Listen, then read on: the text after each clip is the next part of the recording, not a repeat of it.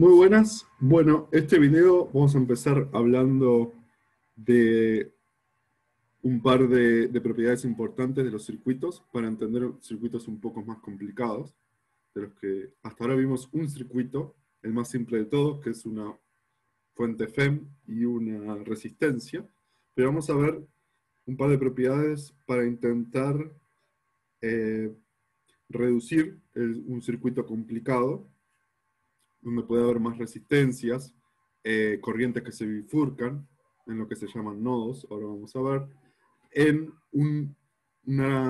en un circuito equivalente que sea simple, como en el caso anterior, que hubiera una FEM y una resistencia sola, que le vamos a llamar una resistencia equivalente.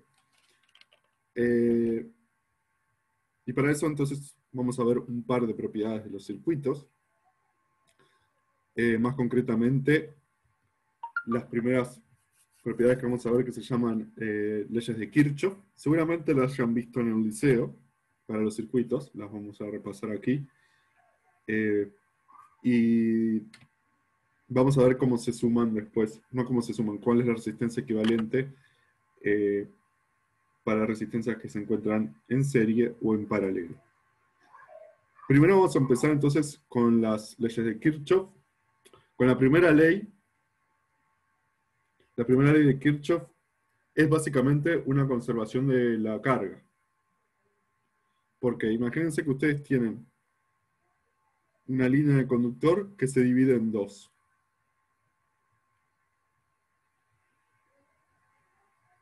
A esta división, a esto se le llama nodo, a este puntito donde se bifurcan las corrientes. Vamos a llamar este nodo A. Entonces, ¿qué pasa? Acuérdense la convención de la corriente, que son los portadores de carga positiva en esta dirección, en la dirección que nosotros ponemos la flechita. Quiere decir que una carga corriente positiva, perdón, una carga positiva se va a mover en esa dirección de corriente. Tenemos un I1 y un I2. Bueno, lo que dice esta ley, que se llama la primera ley de Kirchhoff, o ley de nodos, es que la carga que está acá en el punto A no se va a quedar estancada, ni se va a generar ni se va a distribuir carga. Es decir, que la carga que pase por ahí, por unidad de tiempo, va a ser la misma y se va a tener que distribuir entre la rama 1 y la rama 2, donde va I1 e I2 respectivamente. Dicho de otro modo, lo que dice simplemente es que I es igual a I1 más I2. Con este sentido de las flechas, ¿no? Quiere decir que la corriente que entra, o si quieren la carga positiva que va a entrar, se va a dividir siempre entre una carga que vaya por la rama 1 y la carga que vaya por la rama 2. No se va a quedar estancada ahí la carga. ¿Está bien? Con la convención de flechas que tengo ahora se escribe de esta manera. La carga que entra en un lado tiene que ser igual a la carga que sale. Eso es lo que es. La carga que entra, con estas flechitas en esta convención, la carga que entra tiene que ser igual a la carga que sale. Es decir, la carga que entra por unidad de tiempo, que es la corriente, tiene que ser igual a la carga que sale por unidad de tiempo, que es la corriente saliente, que en este caso es I1 más I2. ¿Está bien? Esa es ley de Kirchhoff, primera ley de Kirchhoff. Lo mismo si tuviera acá tres ramas que salieran de un punto, bueno, la I entrante es igual a I1 más I2 más I3. Siempre la carga se conserva, ¿no? Primera ley de Kirchhoff. A veces es difícil de escribir Kirchhoff. Es como una CH con dos H y dos F. A veces es difícil de escribir y hay gente que igual que lo pone con una H menos o con una F menos, depende del libro que usemos. Esta es la primera ley de Kirchhoff. Ahora vamos a ver cuál es la segunda. O sea que es sencilla. La primera ley de Kirchhoff es una ley de conservación, es una consecuencia, si quieren, de la conservación de la carga. La carga no se va a crear ni destruir en un nodo, en ese punto de bifurcación. La que entra tiene que ser igual a la que sale. Entonces la que entra por unidad de tiempo, la intensidad que entra por unidad de tiempo, sí, o la intensidad que entra es igual a la carga que sale por unidad de tiempo, la intensidad que sale de la corriente. Es decir, la intensidad que entra es igual a la intensidad que sale. ¿Está bien? Bien.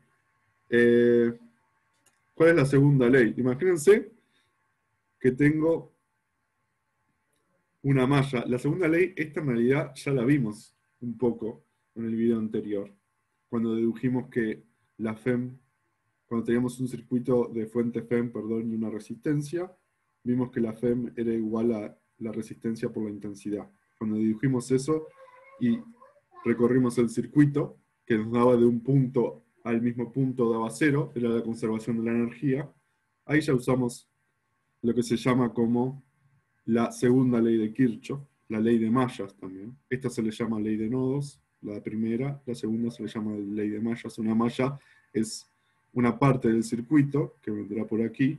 Imagínense que esto es una parte de un circuito donde tenemos diferentes componentes, que lo vamos a poner así como un cuadrito, que pueden ser resistencias, FEM, o lo que sea, o condensadores, como vamos a ver. Vamos a suponer que tenemos ahí 3, por ejemplo, pueden haber más. Cada uno con su caída de potencial. Será una caída o positiva o negativa, dependiendo si se pierde energía, si cae el potencial en el sentido que circula la corriente I, que va en esta dirección, o si aumenta el potencial por una fuente FEM, que la fuente FEM justamente lo que hace es llevar un portador de carga de un potencial positivo, suponemos, de un potencial chico a un potencial más grande. ¿Está bien? Bien. Entonces, ¿qué es lo que dice? Básicamente, es que la suma de caída de potencial o caída de tensión en esta malla, esto se llama una malla, imagínense que esto es una parte del circuito, así como esto de arriba era una parte del circuito, esto puede ser una parte de un circuito más complicado. Cuando aparece este circuito chico, dentro de ese circuito se tiene que conservar la energía, es decir, la energía por unidad de carga, que es el voltaje, la diferencia de potencial, tiene que ser cero cuando recorro todo el circuito. Recuerden que esto lo usamos en el video anterior, como les había mencionado, en un circuito sencillo, con una fuente FEM y una resistencia, donde la FEM era R por I, justamente usando esta propiedad. Esta es la segunda ley de Kirchhoff. Por supuesto, si tengo más componentes, puedo tener N componentes. Cuando recorro las N componentes, la suma de los voltajes, cuando vuelvo al mismo punto, o las caídas de voltaje, o el aumento, depende lo que sea la componente, me tiene que dar cero. Esta es la segunda ley de Kirchhoff, o ley de mallas.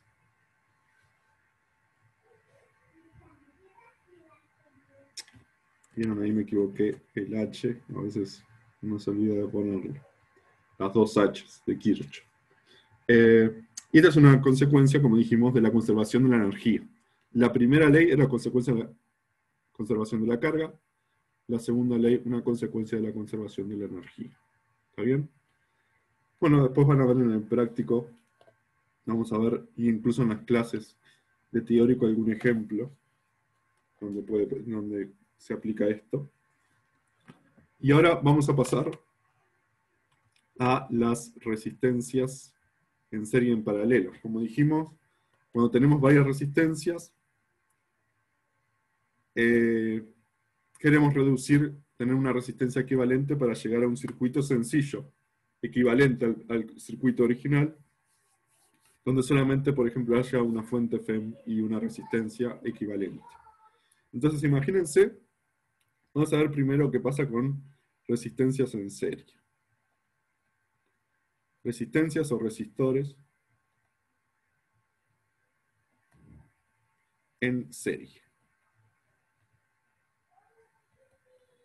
Entonces, imagínense que tengo una parte del circuito que arranca de acá. Tenemos una resistencia. Vamos a ponerlo mejor que se entienda bien. Una resistencia R1, y tenemos acá otra resistencia R2. Acá estas son las terminales A y B. ¿Está bien? Y acá vamos a poner una terminal C en el medio. Y por acá entra una corriente, ¿no? Y por acá sale la corriente I. La corriente en el circuito, ¿se acuerdan que está el que va a ser la misma, digamos, la que entra por conservación de la carga? La corriente que entra en A va a tener que ser igual a la corriente que entra que sale en B, ¿no? Por convención, acá. Por conservación de la carga. Bien, entonces, la pregunta: ¿cómo puedo hacer yo para tener una sección del circuito? Esto es una sección del circuito equivalente a esto, por ejemplo. Al punto A, todas estas dos de acá la puedo reducir a una sola resistencia equivalente, por el que pase, por supueeso, la corriente I. A esta le voy a llamar resistencia equivalente. R sub E. Y bueno, ¿cómo puedo reducir pasar de esto a esto? Esta es la idea. ¿Cómo pasar de aquí a aquí? O viceversa. Pero en realidad lo que me va a servir, por supuesto, es ir al más sencillo, de tener dos resistencias que están en serie a una equivalente.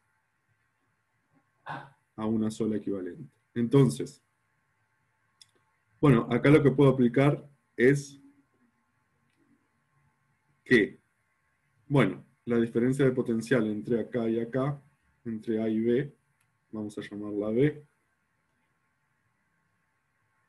La diferencia de potencial entre A y C, vamos a llamarle B1. Y entre, disculpen, voy a borrar esto de acá.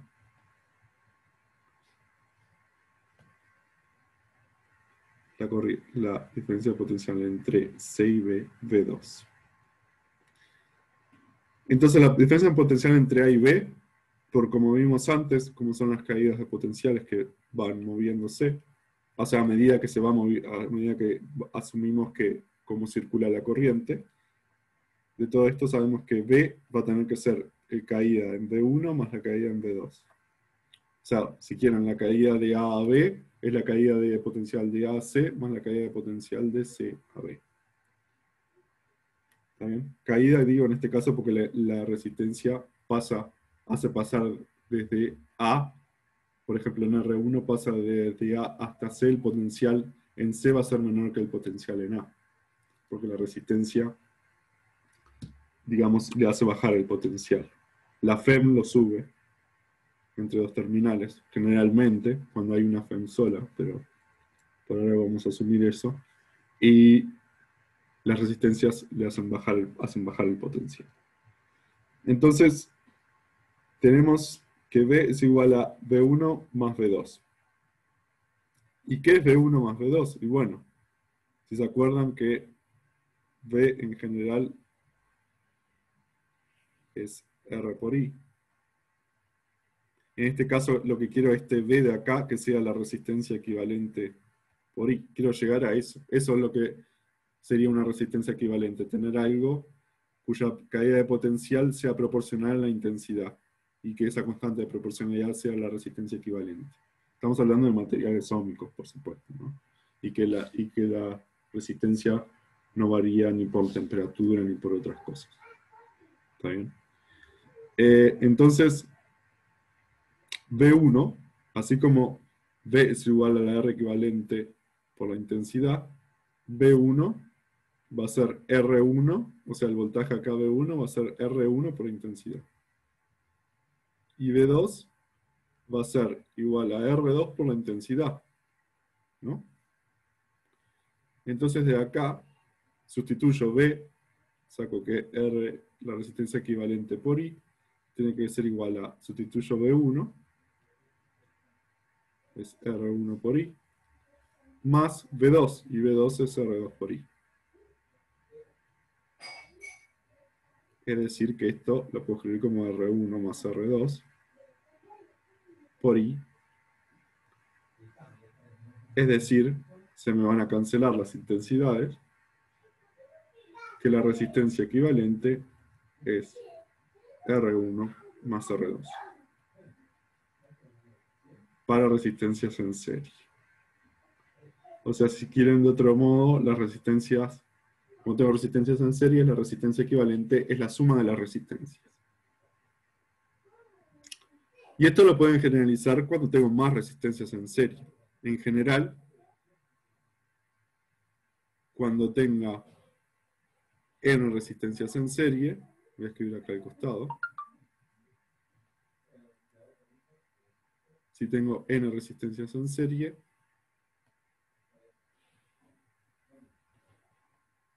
voy a escribir así con un nuevo pizarrón, n resistencias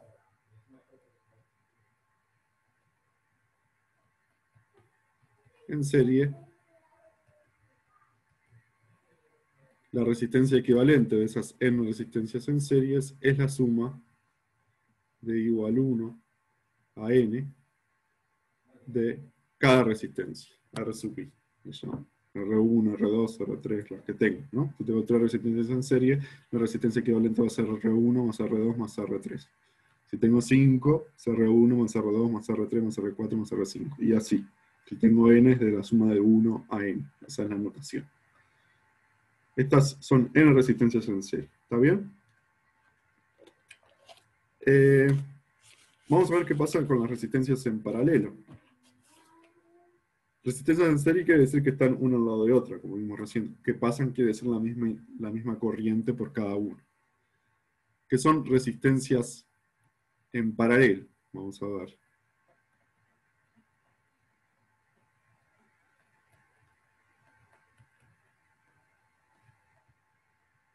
Bueno, las resistencias van a estar en paralelo si por ellas pasan la misma, o sea, no pasa la misma, sino que están a una misma diferencia de potencial. Es decir, imagínense que tengo una parte del circuito, que por acá viene la intensidad, acá se bifurca, tenemos un nodo, y por cada uno de las ramas hay una resistencia, R1, y una resistencia R2. O sea, en vez de estar una al lado de la otra, están en la misma diferencia de potencial. Y por acá, por supuesto, por conservación de la carga, sale la misma intensidad. Este punto nodo A y nodo B tienen la misma diferencia. O sea, B sub A, B menos B sub A, o B sub A menos B sub B, es la misma caída de potencial para R1 y R2. Bien, y lo que yo quiero obtener, quiero pasar de acá a lo siguiente, a tener algo que sea otra vez como el otro. Una intensidad, una resistencia equivalente y el nodo B como que los junto, digamos. Que resiste, que así me queda un circuito más sencillo. Tengo una intensidad por acá, que siempre es I, ¿no? La misma intensidad. Bueno, acá ya puedo usar por primera vez la ley de Kirchhoff, la primera ley de Kirchhoff, la ley de nodos. Y vamos a decir que por A se bifurca las corrientes en I1, perdón, e I2. Y bueno, ¿qué tenemos? Que ya vimos la primera ley de Kirchhoff, que la intensidad que pasa por el nodo A es I1 más I2. La intensidad que entra, mejor dicho, que es I, tiene que ser igual a la intensidad que sale en mi convención, que es I1 más I2. Bien. Y acá voy a usar otras veces la definición en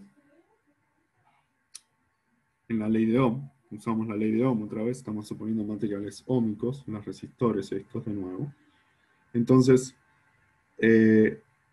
recuerdan que V es igual a R por I. En general, ¿no? Entonces, yo quiero que esta intensidad que pase, o si uno quiere la diferencia de potencial entre acá y acá es B, la diferencia entre acá y acá va a tener que ser B, porque yo quiero que sea la resistencia equivalente. O sea que sus caídas de potencial entre los extremos A y B siga siendo la misma. O sea, la diferencia de potencial entre acá y acá sigue siendo B. Bueno, hagamos esta intensidad. Entonces yo quiero que B sea igual a R equivalente por I.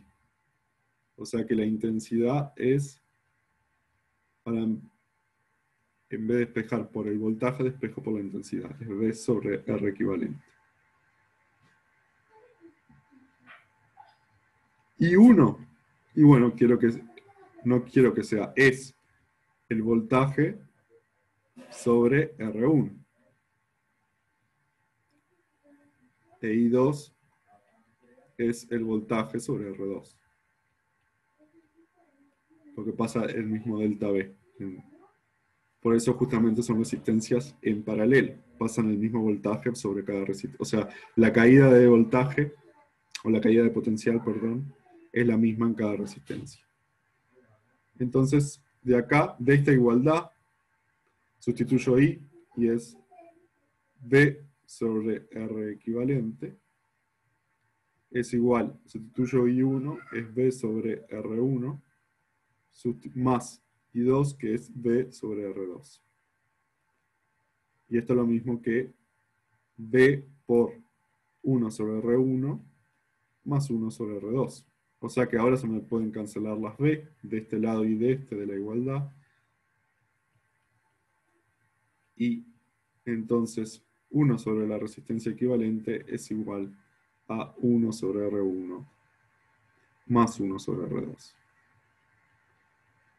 Esta es la regla para las resistencias equivalentes en paralelo. La resistencia equivalente en paralelo, mejor dicho.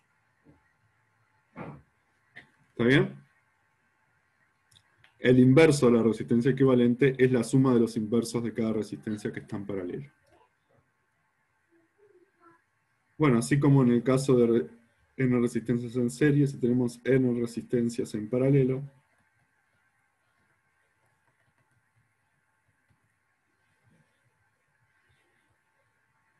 aplico la misma regla. En vez de I igual a I1 más I2, será I igual a I1 más I2 más I3. Si tengo 3, por ejemplo, 3 resistencias en paralelo. Si tengo 4 o 5, tendré que sumar I1 más I2 más I3 más I4 o más I5 respectivamente. Y si tengo n, tendré que sumar I igual a R, I1 hasta IN. Y después, en cada I despejo B sobre RI. El voltaje va a ser siempre el mismo porque están en paralelo. Y llego a la misma conclusión. Una conclusión, no la misma, por supuesto, una conclusión parecida a la anterior. Y es que la inversa de la resistencia es equivalente, es la suma desde 1 hasta n de la inversa de cada una de las resistencias. ¿Está bien?